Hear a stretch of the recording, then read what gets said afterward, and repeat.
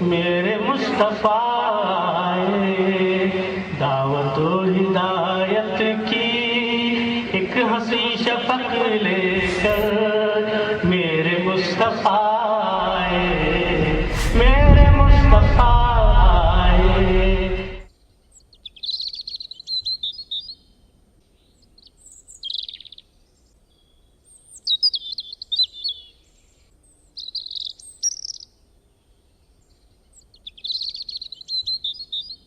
بسم اللہ الرحمن الرحیم۔ ناظرین السلام علیکم ورحمۃ اللہ وبرکاتہ۔ سیدھی بات چینل کے ادبی پروگرام فکر و فن شعر و سخن میں آپ کا خیر مقدم ہے۔ میں ہوں عزیز بیلگامی اور فکر و فن شعر و سخن کی قسط 99 کے ساتھ آپ کی خدمت میں حاضر ہوں۔ اس سے پہلے کہ آج کی ہماری مہمان کا تعارف کرایا جائے، ہمارے اپنے چند مصرے ناظرین کی خدمت میں پیش ہیں جن میں ان اوصاف کا تذکرہ ہے جن کی ایک جھلک آج کی ہماری مہمان کی شخصیت میں نظر آتی ہے۔ عرض کیا ہے، کون پیکر ہے انسانیت کا یہاں، کون ہے ہر زمانے میں اعلیٰ صفت، کون پیکر ہے انسانیت کا یہاں، کون ہے ہر زمانے میں اعلیٰ صفت، جس کو دنیا سمجھتی ہے عورت وہی صنف نازک ہے معمار انسانیت۔ اس کی کاوش سے تہذیب بنتی بھی ہے، اس کی سازش سے دنیا بھٹکتی بھی ہے، اس کی کوشش سے فطرت سنورتی بھی ہے، اس کی لغزش سے عصمت بکھرتی بھی ہے۔ یہ اگر راہ حق پر رواں ہو تو پھر کیوں نہ اولاد آدم وہ اعلیٰ صفت جس کو دنیا سمجھتی ہے عورت وہی صنف نازک ہے معمار انسانیت۔ چاہے عثمان ہوں، چاہے صدیق ہوں علی مرتضیٰ یا عمر کیوں نہ ہوں، عائشہ ہوں، خدیجہ ہوں یا فاطمہ، ان کی کوشش سے دین جگ میں قائم ہوا۔ ایک عورت ہی تھی جس کے بچے ہیں یہ جن سے لرزاں تھی دنیا کی حیوانیت جس کو دنیا سمجھتی ہے عورت وہی صنف نازک ہے معمار انسانیت، جس کو دنیا سمجھتی ہے عورت وہی صنف نازک ہے معمار انسانیت۔ جی ہاں ناظرین، جس معمار انسانیت خاتون کی میزبانی کا آج ہمیں شرف حاصل ہو رہا ہے، ان کا نام ہے محترمہ تشکیلہ خانم صاحبہ، جو خانوادہ حمید خان کی چشم و چراغ ہیں اور محترم اکرم اللہ شریف صاحب کی اہلیہ محترمہ ہیں۔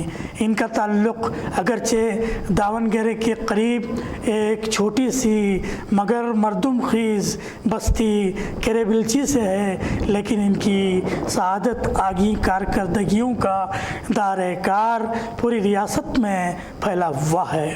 میری مراد ہے کرناٹک ریاست۔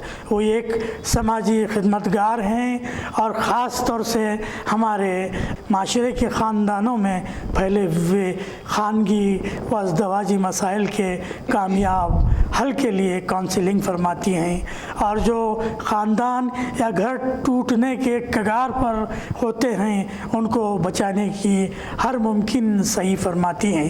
الحمدللہ محترمہ تشکیلہ صاحبہ نہایت ہی عمدہ تقریر فرماتی ہیں، ملت کی نوجوان بچیوں کی تربیت و تزکیے کے قیمتی کام میں مسلسل مصروف رہتی ہیں۔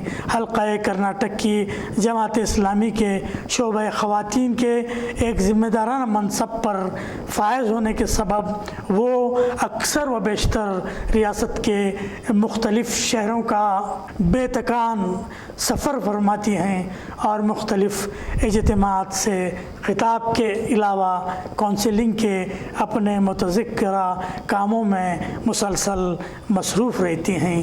آئیے ان سے ایک گفتگو کے ذریعے ان کے تجربات سے استفادے کی सही करते हैं। मोहतरमा तश्कीला खानम साहिबा एक समाजी खिदमतकार और ख़ानदानी मसाइल को लेकर एक मुशीर या काउंसलर की खिदमत का आगाज़ करने से पहले आपका इल्मी, दीनी, तालीमी और अदबी सफ़र कैसा रहा और किन किन चैलेंजेस का आपने मुकाबला किया? अस्सलामु अलैकुम नाजरीन, और आप तमाम का शुक्रिया इस वीडियो में दावत देने के लिए।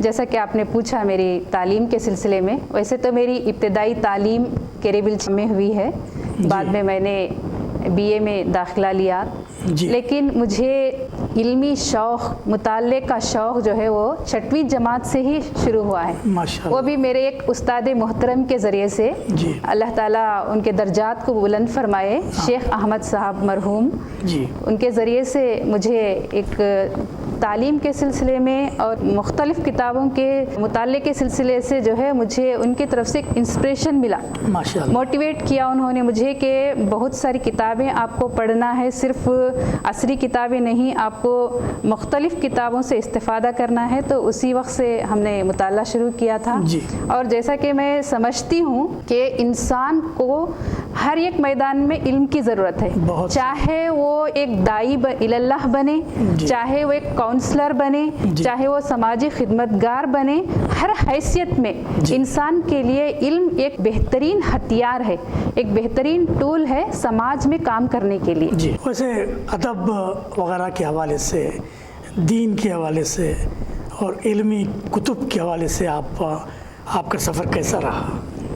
जी, इस सिलसिले में अल्हम्दुलिल्लाह मुझे काफ़ी किताबें पढ़ने का और मुख्तलिफ़ मुसन्निफ़ीन को पढ़ने का, उनसे मुलाक़ातों का, और ख़ासकर अल्लामा इक़बाल जो है मेरे पसंदीदा शायर हैं, क्योंकि उनकी 2 बातें मुझे बहुत ज़्यादा मुतासिर की हैं। एक उनकी माँ का वो वाक़या जिसमें उन्होंने जब ये देखा कि उनके शौहर की कमाई हलाल नहीं है और उनका एक दूध पीता बच्चा है, और वो समझती थी कि मुझे अपने बच्चे को हलाल ग़िज़ा खाकर दूध पिलाना चाहिए। अच्छा। क्योंकि उनको ये मालूम था कि हलाल ग़िज़ा से पलने वाला जिस्म ही सालेह बन सकता है। तो इस नज़रिए से उन्होंने अपना दूध पिलाना बंद कर दिया और अपने गले का एक जेवर बेचा, उससे बकरी ख़रीदी और उसका दूध उन्होंने अपने बच्चे को पिलाया जब तक कि उनके शौहर की कमाई ठीक नहीं हो गई। माशाअल्लाह। और दूसरा वाक़या मुझे उनके क़रीब करने का, मुतासिर होने का एक ये भी है कि एक वो वाक़या इस तरह से उनकी सीरत का बताया जाता है कि उनके एक खादिम कुरान लिए हुए धूप में खड़े हुए थे। जी। तो उनसे पूछा गया कि क्या बात है कि आप धूप में इस तरह से कुरान लिए खड़े हैं? अच्छा। तो उन्होंने जवाब दिया कि अल्लामा इक़बाल रात का कई हिस्सा जो है कुरान पढ़ते हुए गुजारते हैं और वो बहुत ज़्यादा रोते हैं, आहवो जारी करते हैं, उसकी वजह से कुरान तक भीग जाता है। ये सुनकर हमारे ऊपर एक लर्जा सा तारी हो जाता है कि उनकी जो कुरान से वाबस्तगी थी वो कितनी गहरी थी।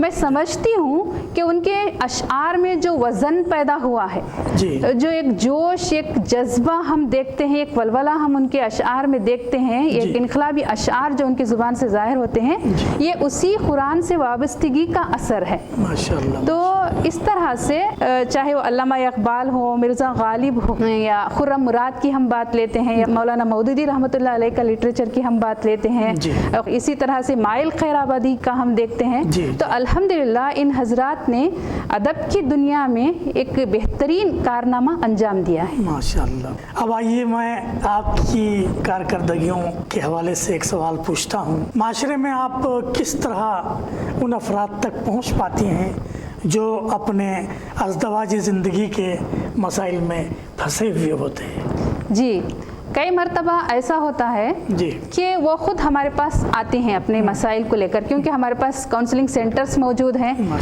तो उसकी तशहीर भी होती है, उसके कार्ड्स भी होते हैं, उसके बैनर लगे हुए होते हैं, उसका एक ऑफिस रहता है, एक या एक मकाम रहता है। अब जैसे दावणगेरे में मौजूद है, बेंगलुरु में मौजूद है, हुबली में मौजूद है, मंगलूर में मौजूद है, स्टेट के कई एक मकामात पर सेंटर्स मौजूद हैं। तो उसको जानकर ख़वातीन जो है अपने मसाइल लेकर वहाँ पहुँचती हैं। या कई मरतबा ऐसा भी भी होता है कि बाज़ मौक़ों पर हमको उनके पास जाना पड़ता है, जी जी जी, उनकी खबरगिरी करनी पड़ती है, उनका क्या मसला है देखना पड़ता है, उसे सुलझाने की कोशिश हम लोग करते हैं। माशाअल्लाह। वैसे काउंसलिंग करते हुए किन बातों का ख्याल रखती हैं आप, और काउंसलिंग के लिए जो केसेस आपके पास आते हैं वो किस किस्म के होते हैं या उनकी नौइयत क्या होती है? जी, काउंसलिंग में सबसे ज़रूरी है कि हम अपने आप की पहले तरबियत करें। एक काउंसलर अपने आप को तैयार करे काउंसलिंग के लिए। जी, जी। उसके कुछ सिफात हैं, उसके लिए कुछ औसाफ हैं, वो अपने अंदर पैदा करने की सबसे पहली ज़रूरत है। जी जी उसके अंदर सब्र हो, जी जी, क्योंकि बिल्कुल। सामने वाला कभी बहुत दुखी होता है, कभी बहुत ज़्यादा गुबार उसके दिल में रहता है, वो निकालना चाहता है, तो एक वक्त उसे देना पड़ता है। और काउंसलर को एक अच्छा सुनने वाला होना चाहिए, बहुत सही, इंटरफेरेंस के बगैर जी। उसे बोलने का मौका दे, अपने दिल का दर्द जाहिर करने का उसे मौका दे। कभी कभी ऐसा होता है कुछ लोगों का हाल ये रहता है, उनको सुनने वाला कोई नहीं रहता, जी बिल्कुल बिल्कुल। उनके दिल की बात कोई सुने ये वो चाहते हैं, ये शेयर करे, कोई अच्छा सा उनको मशवरा दे दे, कोई उनकी हौसला अफजाई कर दे, ये भी उनके लिए एक नेमत का काम करते हैं कभी कभी। जी। तो इसलिए एक काउंसलर को बेहतरीन सुनने वाला होना चाहिए। जैसा कि हम अल्लाह की ज़ात में ये सिफत देखते हैं माशाअल्लाह। कि हर एक इंसान को वो सुनता है, हर एक की वो सुनता है। तो ये सिफत हम इंसानों के अंदर भी आना चाहिए कि हम जो है इंसानों को सुने। और दूसरी बात ये कि हमारे पास उनके लिए हमदर्दी हो, सिंपति नहीं बल्कि यम्पति, कि उसके दर्द को महसूस जी, करने वाले, हमें अपने आप को उनकी जगह रखकर देखें, उनके मसले को समझने के लिए। जी जी। तो इस तरह से बहुत सारी इसके लिए खूबियों की ज़रूरत होती है। मेन चीज़ काउंसलिंग में काउंसलर्स के लिए ज़रूरी है कि वो सुनने के बाद अपना कोई फैसला उनको ना सुनाए, जी, बल्कि काउंसलिंग का मकसद ये रहता है कि सामने वाले को इतना एजुकेट करे कि वो अपने मसले को समझकर पॉजिटिव नेगेटिव चीज़ों को देखते हुए अपनी ज़िंदगी के लिए खुद फैसला करे। तो इस तरह से उनको आगाही उनके अंदर पैदा करना, एक बेदारी लाना मकसद रहता है। और इस मैदान में हम देखते हैं कि कई तरह के केसेस आते हैं जी। इसमें ज़्यादातर जो है मियाँ बीवी की तकरार के केसेस होते हैं। बात ज़्यादा कोई गहरी बहुत बड़ा इशू नहीं रहता उनके बीच में, बहुत छोटी मोटी गलतफहमियों की वजह से भी बात बहुत ज़्यादा बढ़ जाती है। ऐसी चीज़ें भी होती हैं। कभी कभी घर वालों की वजह से मसाइल होते हैं, कभी सास बहू के या कभी नंदों के, इस तरह से भी मसाइल सामने आ जाते हैं। या घरेलू तशद्दुद का मामला होता है या जहेज की डिमांड होती है। तो इस तरह से कई एक मसाइल वहाँ पर आते हैं। इसी तनाजुर में मैं एक और सवाल आपसे पूछूंगा कि नौजवान नस्ल में अपनी नाकामी के बाद, यानी तलबा जो एग्ज़ाम में फ़ेल हो जाते हैं, तो उन पर जो नफ्सियाती असर पड़ता है, जिसके नतीजे में वो अपनी ज़ात को नुकसान पहुंचाने के रुझान अपने अंदर पैदा कर लेते हैं, कभी कभी जान से भी जाते हैं। तो इस तरह के नौजवानों की काउंसलिंग और इनके इन मनफी जज्बात के सद्देबाप के लिए क्या आपकी सरगर्मियाँ हैं?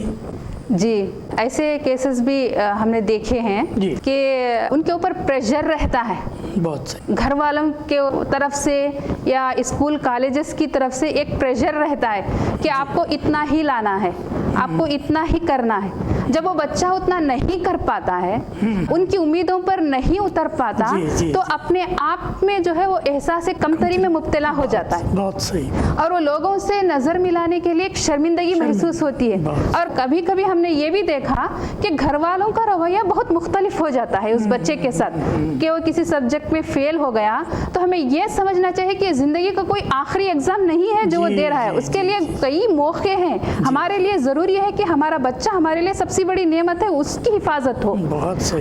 अगर इस तरह से हम सोचें और उसे ज़हनी टॉर्चर ना करें कि तुमने इतना लाया है, इतना लाना था, हमारी उम्मीदों पर पूरे नहीं उतरे, हम समाज में क्या मुँह दिखाएंगे, तुम फेल हो गए, तो जैसे जैसे उसे मेंटली टॉर्चर करेंगे, वो बच्चा जो है आखिरी हद तक जाकर यह सोचेगा कि अच्छा है कि मैं खुदकशी कर लूं। तो इसीलिए कोई बच्चा अगर नाकामी का सामना करता है तो ऐसे मौके पर मैं तो वालिदैन से गुजारिश करूंगी कि अपने बच्चे से ज़्यादा मोहब्बत मोहब्बत करें, जी। उसे ज़्यादा अपनायत दें, उसे ज़्यादा वक्त गुजारें ताकि वो कुछ गलत सोच उसके अंदर ना आए, उसे लगे कि फैमिली का सपोर्ट मेरे साथ है तो मैं सब कुछ कर लूँगा या कर लूँगी।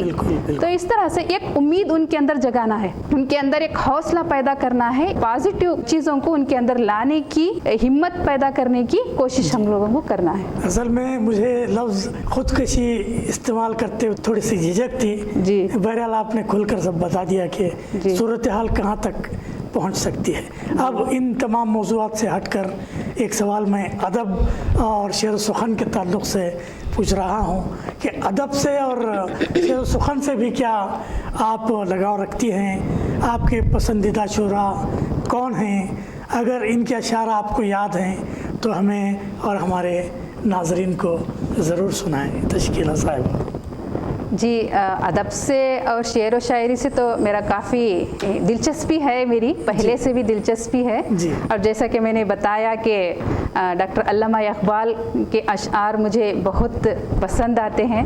आपका शेर बहुत पसंद है, जैसा कि ये है, ये उम्मत जिसके ज़िम्मे रहनुमाई थी ज़माने की, ये उम्मत जिसके ज़िम्मे रहनुमाई थी ज़माने की, वही अब गैर की दहलीज के आगे सवाली है। बहुत शुक्रिया। तो ये अशआर मुझे अच्छे लगते हैं और वैसे काफ़ी अशआर हैं जी। तो अल्हम्दुलिल्लाह। एक बार मुझे करेबलची भी जाना हुआ था, ये तकरीबन 30 साल पहले की बात है, तो वहाँ मैंने कुछ शेर पढ़े थे, गालिबन अब भी वहाँ पर रिकॉर्डेड शक्ल में मौजूद है। जी अल्हम्दुलिल्लाह। वहाँ के अहबाब जो हाँ, हमारे बचपन में भी हमने सुने हैं और हमारे अपने बच्चों को भी वो तराने, वो नज़में हमने सिखाई हैं अल्हम्दुलिल्लाह। अल्हम्दुलिल्लाह जी। अब और एक सवाल के सीधी बात टीवी चैनल पर आप इस वक्त महवे गुफ्तगू हैं हमारे साथ और आपने कुछ एपिसोड्स भी देख लिए हैं। हमारे अदबी प्रोग्राम फ़िक्र फ़न शेर व सुखन के बारे में आपके तासुरात क्या हैं? जी, मैंने फ़िक्र फ़न शेर व सुखन के कुछ एपिसोड्स मैंने देखे हैं। अल्हम्दुलिल्लाह मैं पूरी टीम को मुबारकबाद देना चाहूँगी कि इसके ज़रिए हमारी मिल्लत को अदब से जोड़ने की कोशिश की जा रही है। कुछ नए चेहरों को मिलाने की और अदब से जोड़ने की जो कोशिश हो रही है, एक बेहतरीन कोशिश है। इसे आइंदा भी जारी रखना चाहिए क्योंकि ये एक मुसल्लमा हकीकत है कि अशआर के अंदर वो ताकत होती है कि इंसान के जज्बात को उभारे, ईमान को हरारत बख्शे। वो ताकत अशआर में होती है, वो तरानों में होती है। तो एक बेहतरीन काम है, इसको आगे लेकर जाना चाहिए। मुझे खुशी हुई कि आप शेर व सुखन से लगाव है, इसका शगफ भी रखती हैं, लेकिन आपके मिजाज के हिसाब से एक और मैं सवाल पूछूंगा रमज़ान अल मुबारक के ताल्लुक़ से।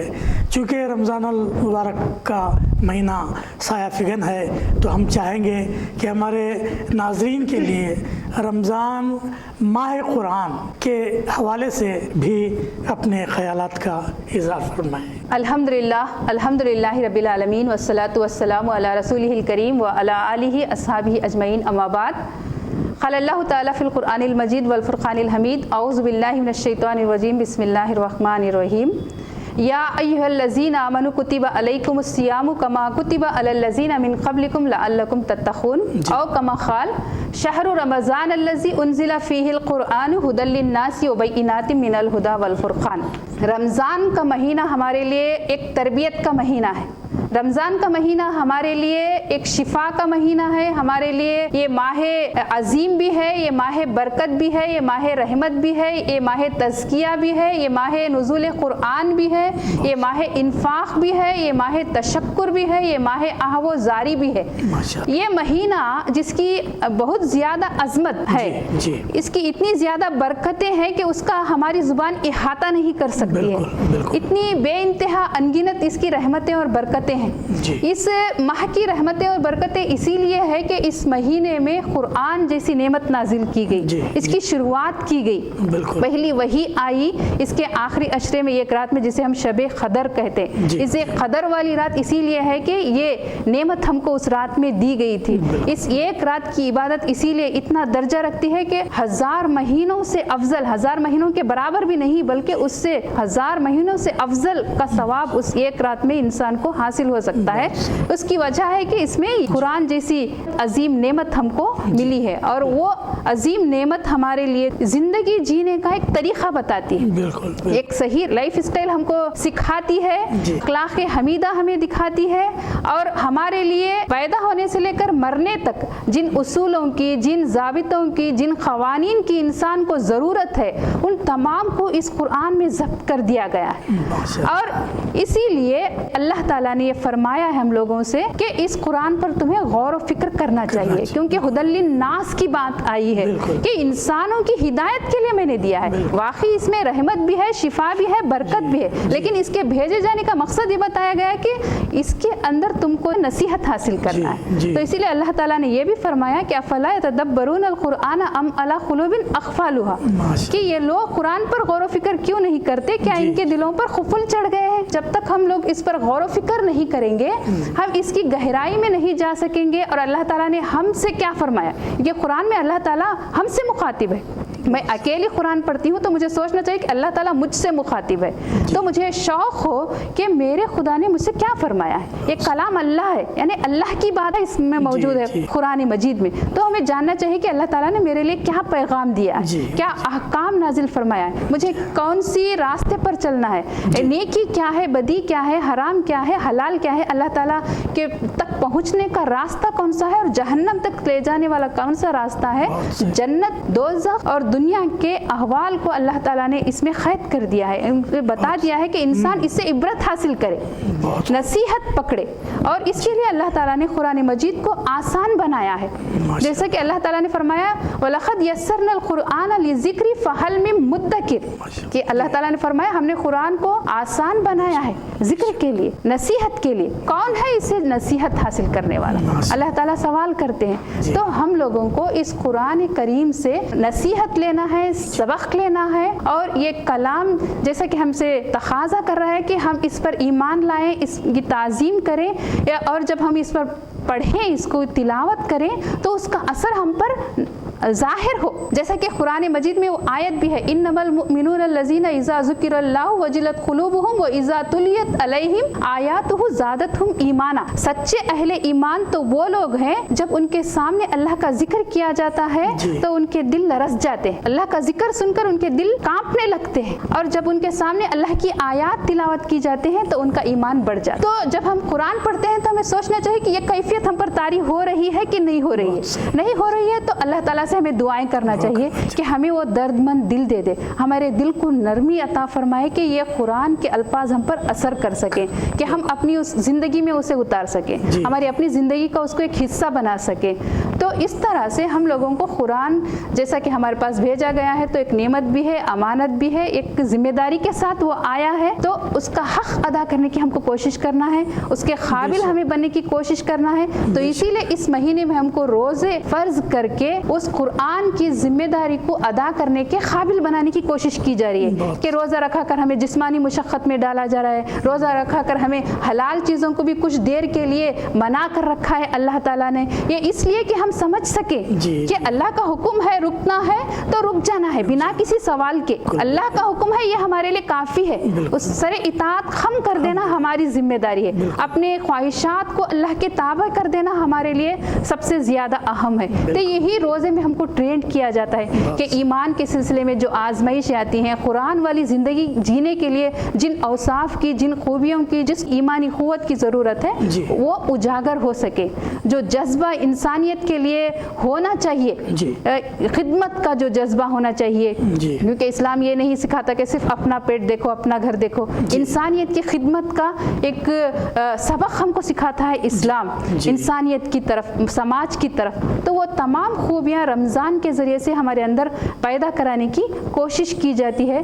तो मैं अल्लाह ताला से यही दुआ करती हूँ कि अल्लाह तबारक व तआला हम सबको जो रमज़ान में हम जी रहे हैं, इस रमज़ान में पूरी मनसूबाबंदी के साथ हम लोगों को ہے ایک پلان کے ساتھ عبادتیں کرنے کی, قرآن کی تلاوتیں کرنے کی, اپنی انفرادی تربیت کرنے کی اور زیادہ سے زیادہ خدمات انجام دینے کی, انسانوں کے دکھوں کو محسوس کرنے کی اور اس کا مداوع کرنے کی اللہ تعالی ہم کو توفیق عنایت فرمائے. ماشاء اللہ ماشاء اللہ.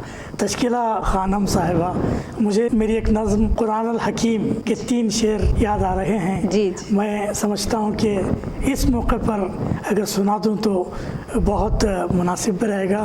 فکر و فن شعر و سخن پروگرام کے حوالے سے یہ 3 شعر میں پیش کر رہا ہوں کہ نطق کو جرت اظہار صداقت دیجیے, نطق کو جرت اظہار صداقت دیجیے, اپنی آواز کو الہام کی طاقت دیجیے, اپنی آواز کو الہام کی طاقت دیجیے. کس لیے آج بھی ریشم کے غلافوں میں رہے, کس لیے آج بھی ریشم کے غلافوں میں رہے, یہ امانت ہے زمانے کی امانت دیجیے, یہ امانت ہے زمانے کی امانت دیجیے. چھن گیا آپ سے دنیا کی امامت کا مقام, چھن گیا آپ سے دنیا کی امامت کا مقام, اپنی نسلوں کو کم از کم یہ سعادت دیجیے.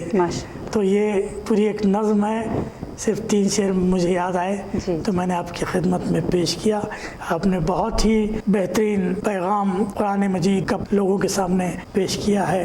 لیکن آخری سوال میں چاہوں گا کہ فیملی کونسلر کی حیثیت سے آپ کے جو کچھ بھی قابل ذکر تجربات ہیں ان کی روشنی میں آپ مسلم و غیر مسلم فیملیز یا خاندانوں کو کیا پیغام دینا چاہیں گی؟ جی, اس موقع پر میں اپنے مسلم فیملیز کے لیے, خاندانوں کے لیے یہی پیغام دینا چاہوں گی کہ ہمارا جو خاندانی نظام ہے, اسلام کا دیا ہوا جو خاندانی نظام ہے وہ بہت پیارا ہے, بہت خوبصورت ہے, بہت مستحکم ہے. تو اس پر غیروں کی نظر ہے کہ کسی طرح سے خاندانی نظام کو منتشر کیا جائے. تو اسی لیے ہماری کوشش ہونی چاہیے کہ ہمارے خاندانی ادارے جو ہے مضبوط ہوں, مستحکم ہوں. تو یہ خاندانی نظام جو ہے 4 پلرز پر کھڑا ہوا ہے. ایک میاں بیوی ہیں, دوسرے والدین ہیں, تیسرے بچے ہیں, پھر رشتہ دار ہیں. تو اس طرح سے ان چاروں پر ہمیں توجہ کرنے کی ضرورت ہے. اور میاں بیوی جیسا کہ وہ ایک دوسرے کا لباس ہیں, ایک بڑی ذمہ داری ہوتی ہے وہ نکاح کے بندھن میں جب بن جاتے ہیں. تو آج کل دیکھا جا رہا ہے کہ کئی ایک شادیاں ابھی شادی ہو کے 2 مہینے نہیں ہوئے ہیں, 1 سال نہیں ہوئے ہیں, تو اختلافات ان کے اندر آ جاتی ہیں, خلا طلاق تک ان کا معاملہ 1 سال کے اندر آ جاتا ہے. تو ہمیں چاہیے کہ ہمیں اپنے نوجوان لڑکوں کی, لڑکیوں کی پری میرج کاؤنسلنگ کرنی چاہیے. ان کو سمجھانا چاہیے کہ شادی کے بعد ان کے اوپر کیا ذمہ داریاں, کیا حقوق عائد ہوتے ہیں, کس طرح سے ایک نئے ماحول کو ایڈجسٹ کرنا چاہیے, کس طرح سے صبر سے کام لینا چاہیے, کس طرح سے ایک دوسرے کا تعاون کرنا چاہیے. تو ان تمام چیزوں کو جو ہے پہلے سے ہی اگر سکھا دیا جائے اور رشتوں کو کرتے ہوئے, جیسا کہ اسلام ہدایت دیتا ہے کہ ایک دوسرے کو سمجھنے کا موقع دیا جائے, خیال رکھا جائے, لڑکی سے بھی مشورہ کیا جائے, اس طرح سے رشتے طے ہوں اور اسے نبھانے کی کوشش ہو, اور خاندان والے, گھر والے ایک دوسرے کا تعاون کریں. اگر ایک نئی شادی ہوئی ہے, ان کے بیچ کوئی نا اتفاقی آتی ہے تو اسے بڑھانے کی نہ کوشش ہو بلکہ ملانے کی کوشش ہو. کیونکہ اللہ کے رسول صلی اللہ علیہ وسلم ایک مرتبہ فرماتے ہیں صحابہ اکرام کو کہ کیا میں آپ لوگوں کو ایسی بات نہ بتاؤں جو نماز سے افضل ہے؟ تو صحابہ اکرام حیران رہ جاتے ہیں کہ نماز سے افضل اللہ کے رسول آپ ضرور بتائیے. اللہ کے رسول صلی اللہ علیہ وسلم فرماتے ہیں کیا میں ایسی بات نہ بتاؤں جو روزے سے بھی درجے میں افضل ہے, صدقے سے بھی افضل ہے؟ تو پھر ان کی انتہا نہیں رہتی حیرت کی صحابہ اکرام کی. ہم بہوش ہیں سننے کے لیے, ہم بے قرار ہیں, آپ بتائیے.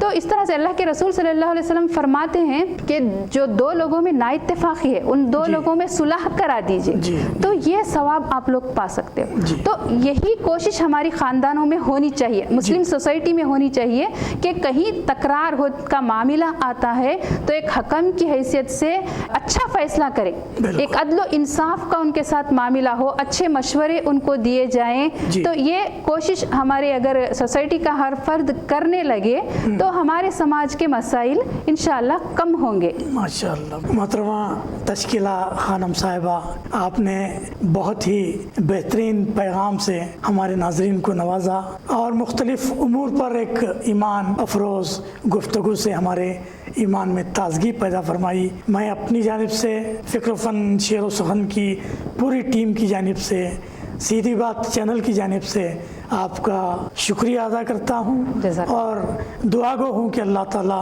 आपके मकासद में आपको कामयाबी अता फरमाए और आप यूँ ही कौम व मिल्लत पर अपनी बेशबहा खिदमत के गौहर लुटाती रहें। नाजरीन, ये थी मोहतरमा तश्कीला साहिबा जो मुख्तलिफ़ मौज़ूआत पर हमसे महवे गुफ्तगू थी। अब हमारा वक्त ख़त्म हुआ।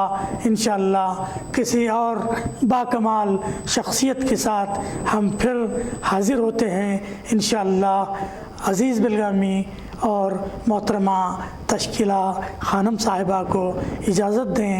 अस्सलामु अलैकुम व रहमतुल्लाहि व बरकातुहू।